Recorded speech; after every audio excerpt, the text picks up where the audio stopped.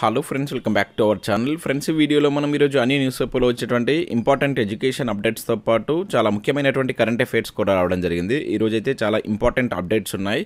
వీడియోని ఎక్కడ స్కిప్ చేయకుండా ఎండ్ వరకు చూడండి. చూసే ప్రతి ఒక్కరికి ఖచ్చితంగా లైక్ చేయండి. డైలీ 1 to 2 hours వర్క్ చేసి దాదాపుగా 10 న్యూస్ పేపర్ చదివి ఇన్ఫర్మేషన్ మీకు అందించడం జరుగుతుంది. చాలామంది చూస్తున్నారు కానీ లైక్ చేయట్లేదు. ఖచ్చితంగా లైక్ చేయండి. వీడియోకి అయితే నేను 2000 లైక్స్ ఎక్స్పెక్ట్ చేస్తున్నాను. ఇది ఎవరికైతే యూజ్ ఉంటుందో వారికి షేర్ చేయండి. అదేవిధంగా సబ్స్క్రైబ్ చేసుకొని చూడండి. రెగ్యులర్గా మీకు జాబ్ అప్డేట్స్ అంతాయి. మన ఛానల్కి సంబంధించిన టెలిగ్రామ్ గ్రూప్లో కూడా జాయిన్ కాండి. సో దాంట్లో కూడా రెగ్యులర్గా జాబ్ అప్డేట్స్ అనేది షేర్ చేస్తున్నాను. మీకు చాలా యూజ్ ఉంటుంది. ఆ గ్రూప్లో కంపల్సరీ జాయిన్ కాండి. ఫ్రెండ్స్, మన ఛానల్ ద్వారా మన యాప్లోకి జీపీఓ గ్రామ పరిపాలనా అధికారి ఉద్యోగాలకు సంబంధించినటువంటి పూర్తి వీడియో కోర్స్ అయితే తీసుకొచ్చాం. ఈ కోర్సు మీకు తెలుగు అదేవిధంగా ఇంగ్లీష్ మీడియంలో అయితే అందుబాటులో ఉంది. ఏదైనా నూతన అంశాలు కూడా వచ్చినట్లయితే ఇదే ప్రైస్కి మీకు దీంట్లో రికార్డ్ చేసి ఆ వీడియోస్ అయితే యాడ్ చేయడం జరుగుతుంది. ఇక దాంతోపాటుగా టీజీపీఎస్సీ గ్రూప్ 1 ప్రిలిమ్స్కి సంబంధించినటువంటి ఫుల్ వీడియో కోర్స్ అనేది తీసుకొచ్చాం. దీనిలో తెలుగు మీడియం అదేవిధంగా English medium and test series కూడా అందించడం జరుగుతుంది. డేట్ వైజ్గా చాప్టర్ వైజ్గా టెస్ట్లు కూడా అప్లోడ్ చేస్తున్నాం. మీకు సపరేట్గా టెస్ట్ సిరీసే కావాలనుకుంటే దానికి సంబంధించి కూడా సపరేట్గా మనం 199కే టెస్ట్ సిరీస్ కూడా అందిస్తున్నాం. ఒకసారి మీరు యాప్ డౌన్లోడ్ చేసుకొని చూడండి. ఇంకా టీజీపీఎస్సీ గ్రూప్ 2 తెలుగు మీడియం అదేవిధంగా ఇంగ్లీష్ మీడియానికి సంబంధించి సపరేట్ కోర్స్ అయితే ఉన్నాయి. ఇంగ్లీష్ మీడియం 499, తెలుగు మీడియం అయితే 299 రూపీస్ అయితే ఉంది. మీకు 4 పేపర్స్ సంబంధించిన కంప్లీట్ కోర్స్ అయితే అందుతుంది. ఇంకా దాంతోపాటు టీజీపీఎస్సీ ఏఈఏడబ్ల్యూకి సంబంధించిన general studies English medium course కూడా తీసుకొచ్చాం. ఇంకా అవే కాకుండా SI constable forest beat officer సంబంధించిన కోర్సెస్ కూడా ఉన్నాయి. ఇంగ్లీష్ మీడియం కోర్స్ అనేటువంటివి మీకు విత్ ఇన్ 50 to 60 డేస్లో కంప్లీట్ చేయబడతాయి. ప్రజెంట్ ఒక 250+ అవర్స్ క్లాస్ అయితే అందుబాటులో ఉన్నాయి. ఒకసారి యాప్ డౌన్లోడ్ చేసుకొని చెక్ చేయండి. నచ్చినట్లయితే తీసుకోండి. ఫ్రెండ్స్, ఈరోజు న్యూస్ పేపర్లో వచ్చిన అప్డేట్స్ కనుక చూసినట్లయితే మనకి ఇక్కడ ఫస్ట్ అప్డేట్ వచ్చేసి 10,000 పోస్టుల భర్తీకి డిఎస్సి ఇవ్వండి అంటూ మనం ఒక అప్డేట్ ఈనాడు న్యూస్ పేపర్లో అయితే చూడవచ్చు. కొత్త నోటిఫికేషన్ల కోసం వెయిట్ చేస్తున్న ప్రతి ఒక్కరైతే వీడియోని లైక్ చేసే ప్రయత్నం చేయండి. పొంగులేటికి డిఈడి బీఈడి అభ్యర్థుల సంఘం వినతి అంటూ ఇక్కడ మనం చూడవచ్చు.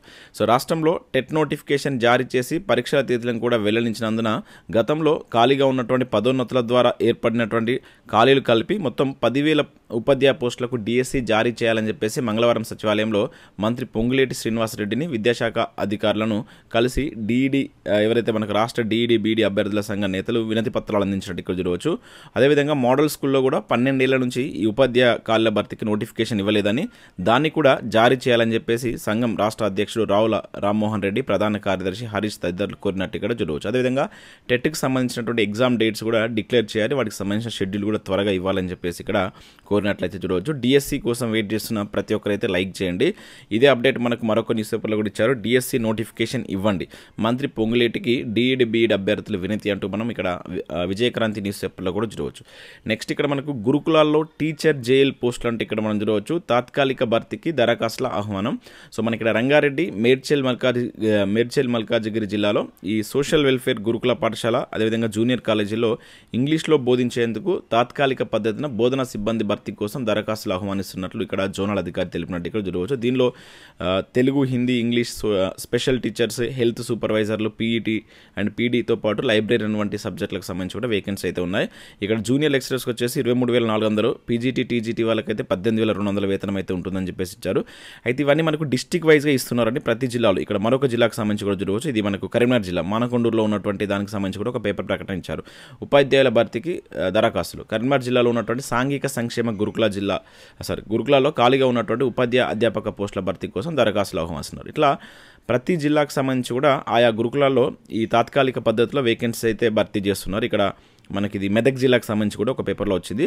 మీరు డిస్ట్రిక్ట్ స్పెషల్కి సంబంధించి చూడండి. కొంతమందికి నేను నాకు కాల్ చేసి కూడా అడిగారు, ఇవి మా జిల్లాలో ఎలా అప్లై చేసుకోవాలని చెప్పేసి అయితే అడుగుతున్నారు. దీనికి సంబంధించి మీ నియర్ బై ఉన్నటువంటి గురుకులాలు మీరు సంప్రదించండి. అక్కడ వేకెన్సీస్ ఉన్నాయో లేదో తెలుసుకోండి. లేదంటే మీరు మీ యొక్క జిల్లాకు సంబంధించినటువంటి ఏదైనా ఒక న్యూస్ పేపర్లో కూడా వీటికి సంబంధించిన ప్రకటనలు వాళ్ళు ఇస్తున్నారు. అక్కడ ఉన్నటువంటి ఆ ప్రకటన ఆధారంగా మీకు కనుక ఇంట్రెస్ట్ ఉంటే ఇవన్నీ మనకి ఏంటంటే ఇది తాత్కాలిక పద్ధతిలో వీటిని అయితే భర్తీ చేస్తున్నారు. ఇంట్రెస్ట్ ఉంటే వెళ్ళండి. వీటికి సంబంధించి అక్కడ డేట్స్ కూడా ఇస్తున్నారు. మే 31 వరకు వీటికి దరఖాస్తు చేసుకోవడానికి అయితే కొన్ని జిల్లాల్లో లాస్ట్ డేట్గా అయితే ఉంది.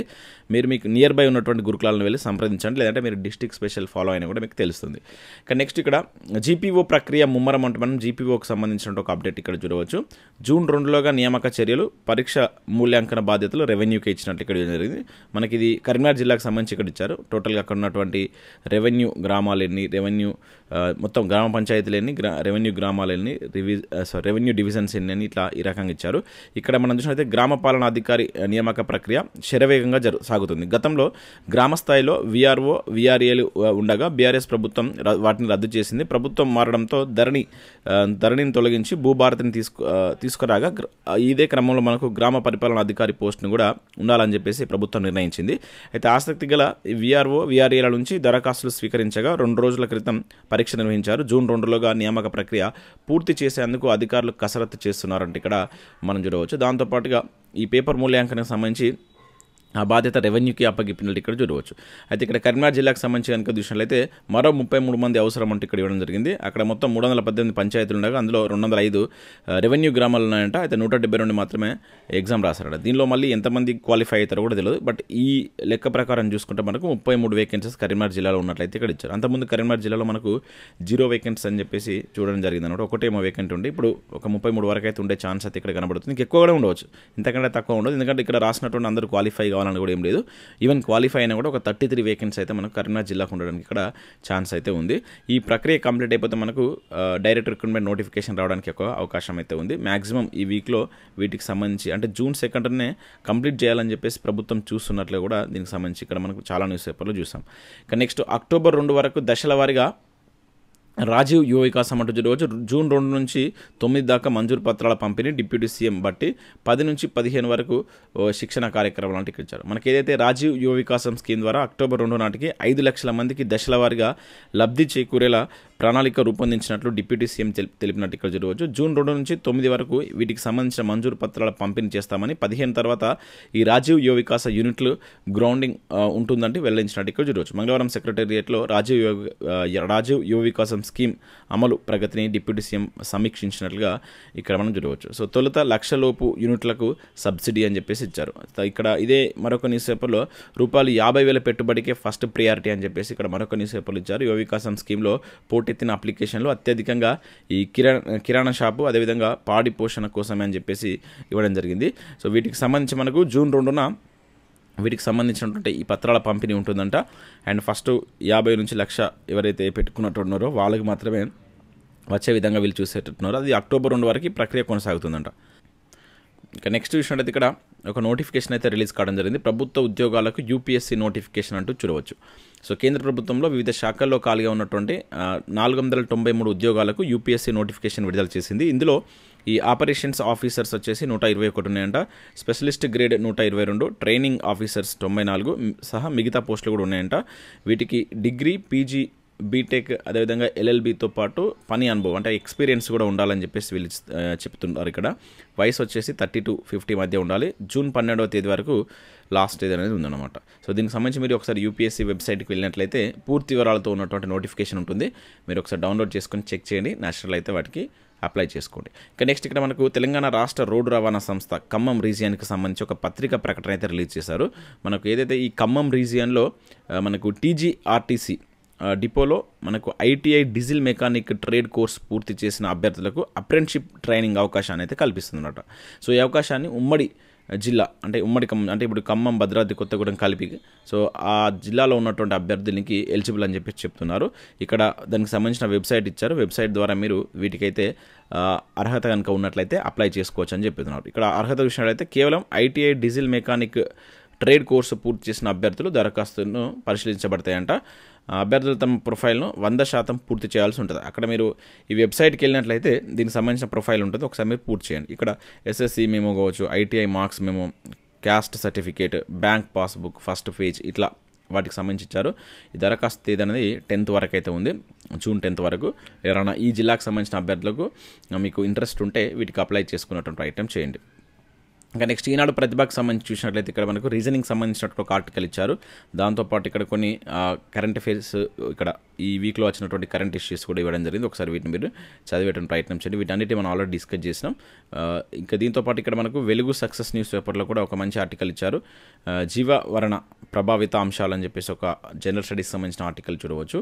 ఇంకా దాంతోపాటు ఇక్కడ ఇండియా ఇప్పటికే 3వ అతిపెద్ద ఆర్థిక వ్యవస్థ, పీపీపీ ఎకానమీ $14.59 ట్రిలియన్ అంటే ఇక్కడ చూడవచ్చు. అంటే మనకి ఇది జీడిపి పరంగా తెలంగాణ ఇప్పుడు భారతదేశం 4వ ప్లేస్కి వచ్చింది. కాకపోతే మనకు లివింగ్ కాస్ట్ పరిగణలోకి తీసుకొని మనకి ఈ పీపీపీ లెక్కలు చేస్తారు. దీని ద్వారా చూసినట్లయితే మనకు భారత్ అనేది 3వ స్థానంలో ఉంది. అయితే ఈ రెండింటి మధ్య డిఫరెన్స్ ఏంటి అనేది ఈరోజు ఒక మంచి ఆర్టికల్ వెలుగు న్యూస్ పేపర్లో ఇచ్చారనమాట. అంటే ఈ నామినల్ జీడిపికి అదేవిధంగా ఈ PPP and living cost and కొనుగోళ్ల కరెన్సీ పవర్ను తెలియజేస్తుంది జనరల్గా పీపీపీ అనేది. ఈ రెండింటికి ఉన్న డిఫరెన్స్ ఏంది, ఏది ప్రామాణికం అని చెప్పేసి చెప్తున్నారు అనమాట. సో దీనికి సంబంధించి మనకు రీసెంట్గా మన భారత్ 4వ ఆర్థిక వ్యవస్థగా ప్రపంచంలో నిలిచింది కనుక వీటి మధ్య మీకు డిఫరెన్స్ అనేది తెలియాలి. ఒకసారి చదివేటువంటి ప్రయత్నం చేయండి. సో ఇవి మనకు వివిధ న్యూస్ పేపర్లో వచ్చినటువంటి important education updates. Next current affairs చూద్దాం. చాలా ఇంపార్టెంట్ కరెంట్ అఫైర్స్ ఉన్నాయి, స్కిప్ చేయకుండా చూడండి, ఖచ్చితంగా లైక్ చేయండి. నేను చేయలేదు కనుక నిన్నటి అప్డేట్స్ కూడా దీనిలో యాడ్ చేసి చెప్తాను. సో కంపల్సరీ లైక్ చేసి మీ మిత్రులకు షేర్ చేయండి. అండ్ అదేవిధంగా మన ఇన్స్టా పేజ్ని ఫాలో అవ్వండి. దానిలో కూడా నేను రెగ్యులర్గా ఈ కరెంట్ అఫైర్స్కి సంబంధించిన ఇన్ఫర్మేషన్ అనేది షేర్ చేస్తున్నాను. మీకు చాలా యూస్ ఉంటుంది. ప్రతి ఒక్కరు ఇన్స్టా పేజ్ని ఫాలో అవ్వండి. కింద వాటికి సంబంధించిన లింక్స్ ఉన్నాయి, చూడండి. ఇక్కడ మనం ఫస్ట్ అప్డేట్ చూసినట్లయితే ఆపరేషన్ సింధూర్ లోగో రూపకర్తలు వీరే అంటే ఇక్కడ మనం చూడవచ్చు. సో పహల్గామ్ ఉగ్రదాడి తర్వాత మే 7న మన సైన్యం పాకిస్తాన్ ఉగ్రస్థావరాలపై చేసినటువంటి ఏదైతే మెరుపు దాడికి ఆపరేషన్ సింధూర్ అని పేరు పెట్టగా దేశంలో లక్షల మంది భావోద్వేగాలకు ప్రతీకగా నిలిచినటువంటి ఈ ఆపరేషన్ లోగోను భారత సైన్యంలోని సిబ్బంది రూపొందించినట్లు ఇక్కడ మనం చూడవచ్చు. సో ఈ డేట్ గుర్తుంచుకోవాలండి, ఇది ఇంపార్టెంట్ డేట్, అడగడానికి ఛాన్స్ ఉంటుంది, డేట్ వైజ్ కూడా అడుగుతాడు. అయితే దీన్ని మన భారత సైన్యంలో ఉన్నటువంటి సిబ్బందే రూపొందించారంట. సో ఇది ఇక్కడ చూసినట్లయితే ఈ లెఫ్టినెంట్ కల్నల్ హర్ష్ గుప్తా అదేవిధంగా హవల్దార్ సురీందర్ సింగ్ అనేటువంటి వ్యక్తులు దీన్ని రూపొందించారంట. వీళ్ళిద్దరి పేర్లు కూడా గుర్తుంచుకోండి. ఈ ఆపరేషన్ సింధూర్ లోగోని ఎవరు రూపొందించారని చెప్పేసి కూడా అడగడానికి ఛాన్స్ ఉంటుంది. ఇక్కడ వీళ్ళ పేర్లు కూడా ఇచ్చారు కనుక ఈ సురీందర్ సింగ్ అదేవిధంగా హర్ష్ గుప్తా అనేటువంటి వ్యక్తులు ఆపరేషన్ సింధూర్ అనేటువంటి లోగోను రూపొందించినటువంటి వ్యక్తుల కింద గుర్తుంచుకోండి. ఇంకా నెక్స్ట్ 2024-25లో మన $50 బిలియన్ మనకి ఎఫ్డిఐ అని చెప్పి చూడవచ్చు. మోస్ట్ ఇంపార్టెంట్ అండి, ఎఫ్డిఐలకు సంబంధించి కంపల్సరీ క్వశ్చన్స్ ఇస్తున్నారు. ఇప్పుడు గతంలో చాలాసార్లు ఇది రిపీట్ అయినటువంటి క్వశ్చన్. ఈ మనకు 2023-24కు సంబంధించి అండ్ 24-25కి సంబంధించి ఇక్కడ కంపేర్ చేసి ఇస్తారు. మీరు గుర్తుంచుకోవాల్సింది 24-25 మధ్యలో మన ఎఫ్డిఐస్ ఎలా ఉన్నాయనేది ఇంపార్టెంట్. సో గత ఆర్థిక సంవత్సరం 2024-25 మన దేశంలో విదేశీ ప్రత్యక్ష పెట్టుబడులు 13% పెరిగినాయంట. ఇది గుర్తుంచుకోవాలి, డైరెక్ట్గా స్టేట్మెంట్ అడగడానికి ఛాన్స్ ఉంటుంది.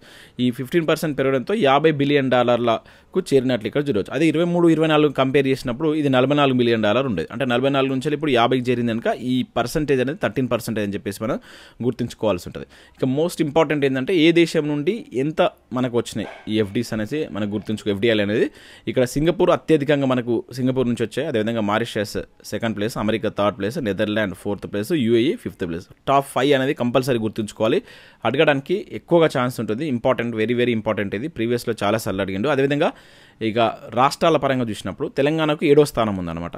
సో 2024-25లో మహారాష్ట్ర, కర్ణాటక, ఢిల్లీ అండ్ గుజరాత్, తమిళనాడు ఇవి ఫస్ట్ ఉన్నటువంటి అన్నమాట. దాంట్లో మన తెలంగాణ చూసుకుంటే 7th ప్లేస్లో ఉంది. ఫస్ట్ వచ్చేసి మహారాష్ట్ర గుర్తుంచుకోండి, తర్వాత కర్ణాటక, తర్వాత ఢిల్లీ, తర్వాత గుజరాత్, తర్వాత తమిళనాడు, తర్వాత హర్యానా, తర్వాత మన తెలంగాణ వచ్చేసి ఈ 7th ప్లేస్లో ఉందన్నమాట. ఇవి చాలా చాలా ఇంపార్టెంట్. ఈ రాష్ట్రాలకు సంబంధించి అడుగుతాడు. మన భారతదేశానికి వచ్చిన విదేశీ ఎఫ్డిఐలకు సంబంధించి కూడా అడుగుతాడు. ఈ వరుస క్రమం అడుగుతాడు. ఇక్కడ 3 ఉన్నాయి. ఇక్కడ ఈ పర్సంటేజ్ గుర్తుంచుకోవాలి, దేశంలో వివిధ దేశాలది గుర్తుంచుకోవాలి, రాష్ట్రాలది గుర్తుంచుకోవాలి. చాలా చాలా ఇంపార్టెంట్, జాగ్రత్తగా గుర్తుంచుకోండి.